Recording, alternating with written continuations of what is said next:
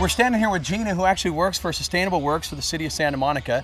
And you're bringing this stuff home, and you're actually doing it here in your life, putting your money through your mouth, if you will. Tell us what you're doing here at the house. Well, we're trying to do a lot of things. We started a few years ago doing a vegetable garden, because we want to have local organic food. We don't use any pesticides, and try to focus on planting things the girls like they love basil and peppers and tomatoes, so we try to plant that just to get them the idea of if you can't get to the farmer's market, you can do it local. We do a lot of other things. The girls don't.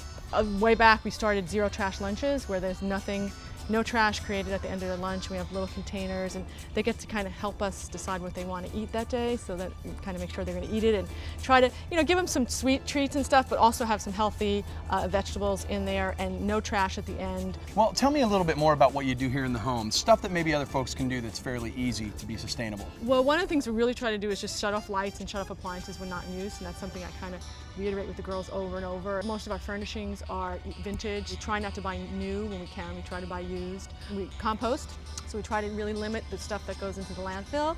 So we compost, which then fertilizes our garden, which is really good. Tell me this, what does it mean for you to be able to go to work and help other folks, but then actually put that into play here? What's it mean to teach your kids that? I think it's so important is teaching the kids, because I was lucky. I grew up in a household where my mom had a green thumb. She composted back in the 70s when no one was doing it. She always was concerned about the chemicals we were putting in our body. So I kind of was brought up on that, and it's continued. And that's something I really want to set for our kids, because one of the things we teach in Sustainable Works is change your behavior. And it's one of the hardest things to do. But if you learn it when you're little, it's second nature, and you don't even think about, having to go backwards, because you've already grown up knowing what's the right thing to do. Now, I'm really interested in making one of the no-waste lunches. Can you do that for us today? Sure. Come on, let's go have some.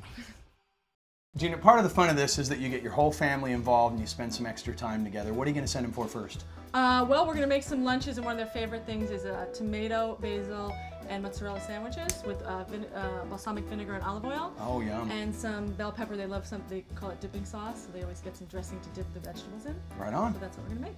Right on. And what are we going to go get first? What I need from the garden is if there's a good bell pepper out there, girls, or some basil.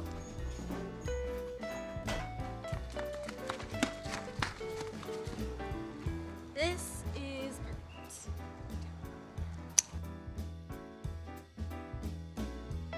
And what are we going to do first?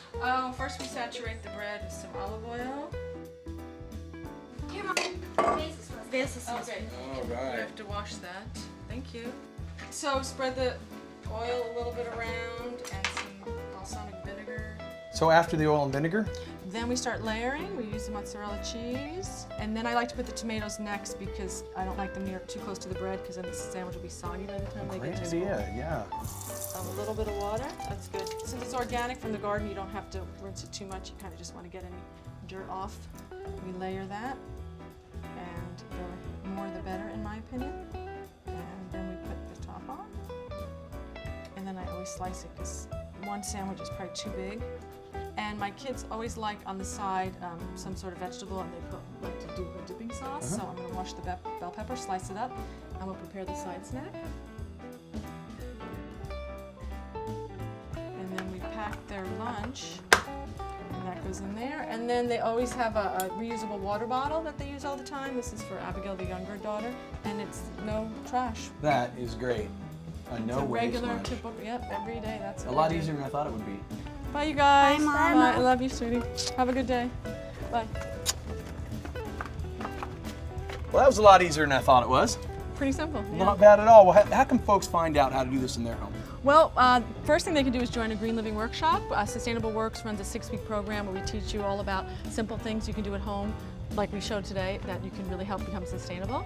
And you can find some more information at our website, www.sustainableworks.org. And we have these workshops all throughout Santa Monica all year long.